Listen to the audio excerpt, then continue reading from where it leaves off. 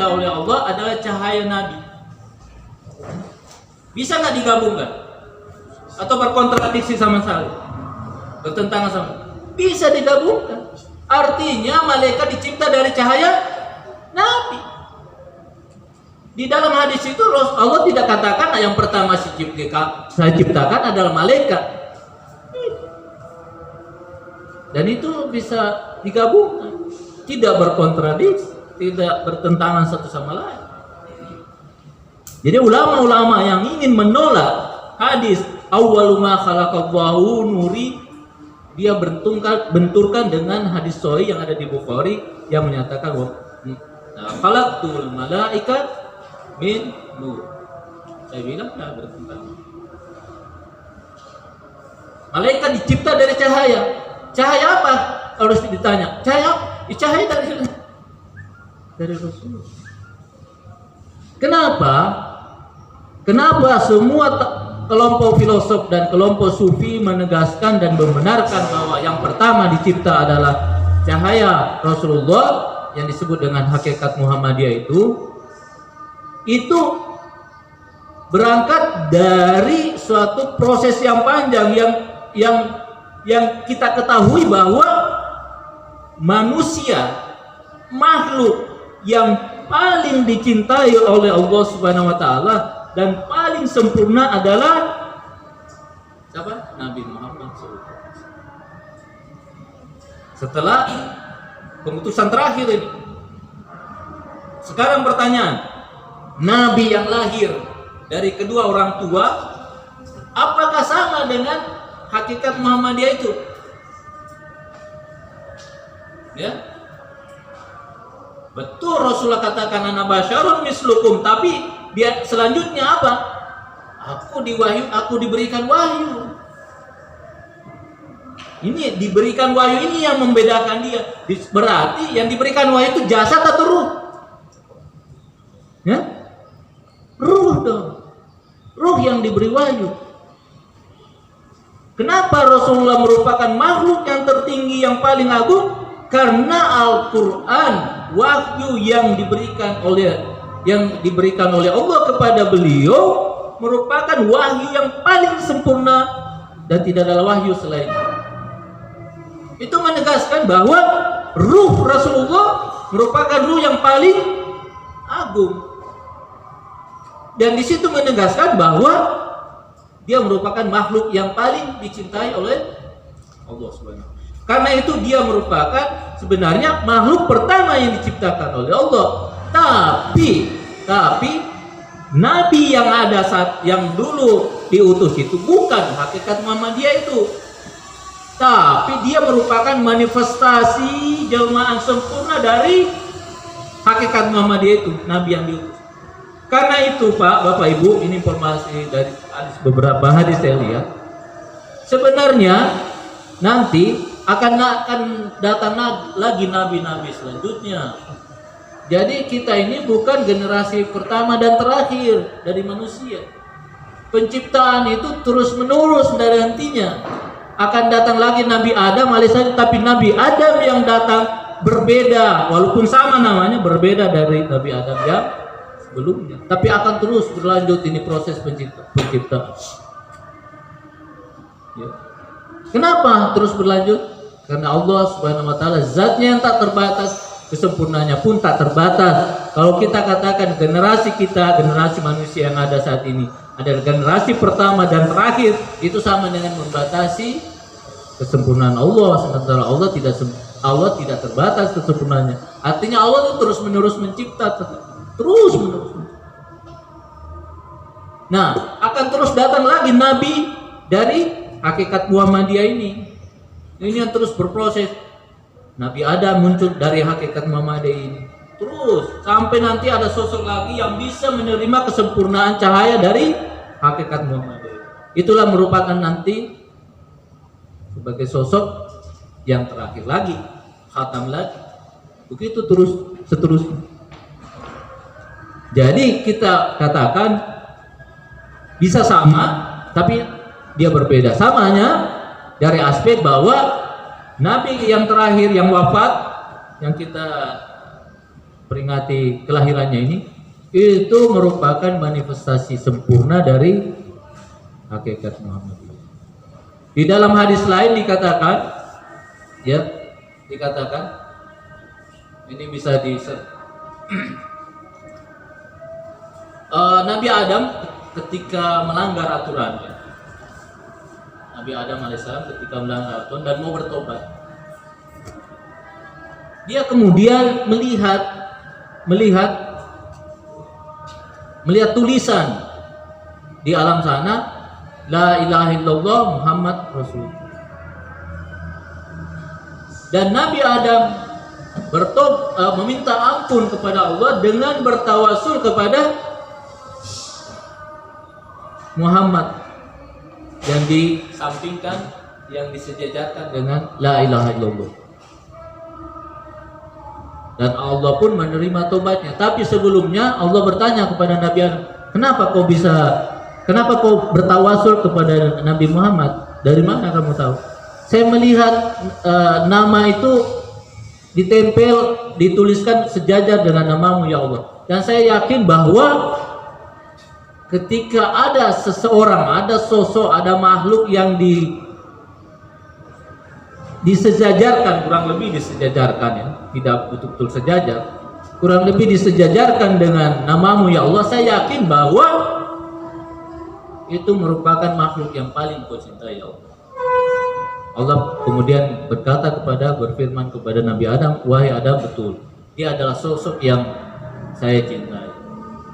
Dia merupakan realitas yang pertama saya ciptakan, sosok yang pertama. Jadi dalam filsafat, kalau kita mengkaji lewat pendekatan filsafat, yang pertama memang dicipta, yang harus pertama dicipta itu adalah bukan materi. Karena materi itu lambat mengalami proses menyempurna, lambat menerima kesempurnaan. Sementara ruh berbeda, dia cepat nangkap kesempurnaan itu. Makanya di dalam filsafat ditegaskan realitas pertama yang diciptakan, yang pasti tercipta dari Allah adalah ruh dan jiwa, bukan materi. Kenapa? Karena dalam proses penciptaan itu ada yang disebut dengan sistem kausalitas, Pak. Kausalitas itu sebuah istilah dalam filsafat yang disebut dengan hubungan sebab akibat. Allah sebagai sebab penciptaan, akibat yang ditimbulkan dari Allah itu juga kurang lebih sama dengan Allah, tapi bukan Allah, dia berada di bawahnya. Kayak matahari dengan sinarnya, ya, matahari dengan sinarnya. Apakah sinar matahari sama dengan matahari? Tidak kan? Tapi sinar matahari berasal dari matahari. Sinar matahari terpancar dari matahari. Nah, yang terpancar dari matahari pertama itu, cahaya pertama yang terpancar dari matahari itu pasti, kalau mataharinya sendiri 100, ini perumpamaan saja, 100 derajat ya tingkat kepanasannya, itu yang ke bawah itu pasti 99.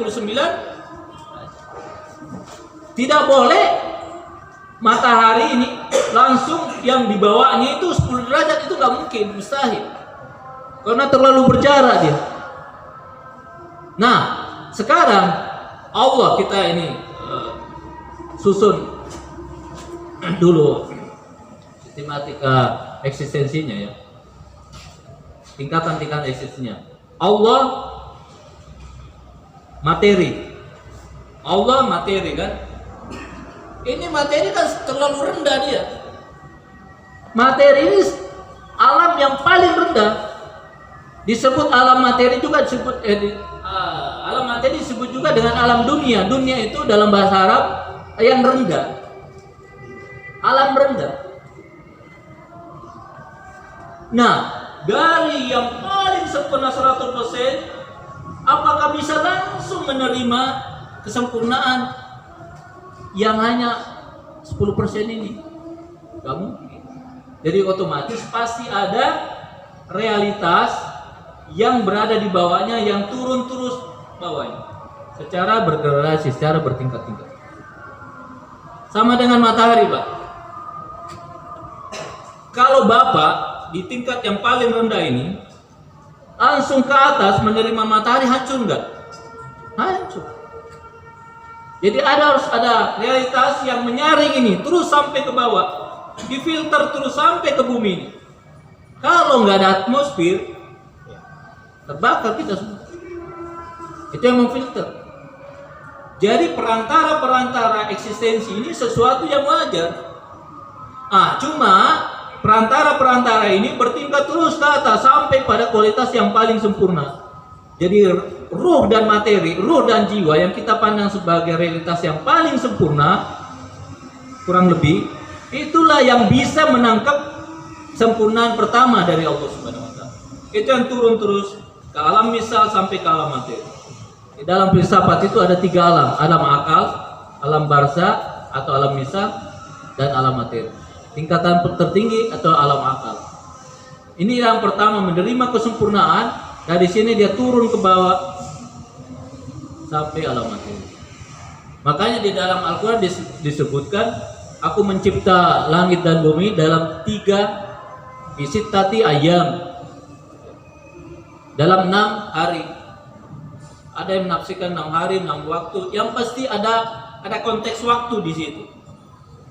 Sementara itu bertanda bahwa memang alam materi ini nggak bisa otomatis langsung menerima kesempurnaan dari Allah Subhanahu wa taala. Harus ada perantara-perantara sedemikian sehingga bisa perlahan-lahan menerima. Kalau tidak dia meledak pecah. Memang karakter dari materi sedemikian, dia terbatas menerima apa-apa yang disemburkan, dipancarkan dari alam sana secara sempurna. Nah, bisa dipahami bahwa hakikat Muhammadiyah inilah merupakan hakikat, merupakan satu realitas yang bersifat ruh, bersifat jiwa, yang pertama kali dicipta oleh Allah Subhanahu wa taala, yang kurang lebih mirip ya, bukan mirip dengan Allah Subhanahu wa taala.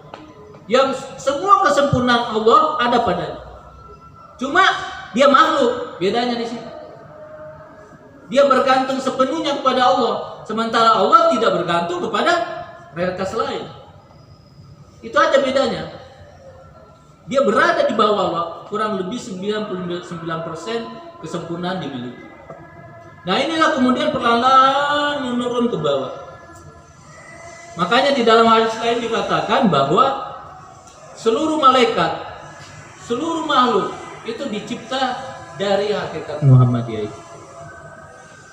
Dicipta dari hakikat Muhammadiyah, dari cahaya. Dari cahaya apa? Cahaya Muhammad. Dari hakikat Muhammad. Itulah makanya di dalam hadis sahih yang di Bukhari dikatakan khalaqtul malaika min nur. Yang maksud nur di situ adalah hakikat Muhammadiyah. Jadi malaikat itu dicipta dari cahaya Nabi kita. Hakikat Muhammadiyah itu. Makanya dalam perjalanan Isra Mi'raj itu kita akui sendiri. Dalam perjalanan Isra Mi'raj Nabi yang mau kembali kepada hakikatnya kan. Ini kan hakikat Muhammadiyah di atas. Rasulullah ini merupakan manifestasi dari itu yang sempurna itu. Sekarang Isra Mi'raj mau melakukan perjalanan menaik lagi. Kembali ke hakikatnya. Kenapa Nabi Malaikat Jibril alaihissalam tidak mampu lagi menapak ke atas? Karena memang kapasitasnya di bawahnya hakikat Muhammadiyah itu. Makanya kata malaikat, ya Rasulullah, saya sudah tidak mampu lagi. Kalau saya lanjut saya terbakar. Nah, Rasulullah kan mampu. Karena memang dia merupakan manifestasi yang sempurna dari hakikat itu. Dia yang bisa sampai kepada hakikat Muhammadiyah yang paling atas, dan dari situ dia menghadap Allah Subhanahu wa taala.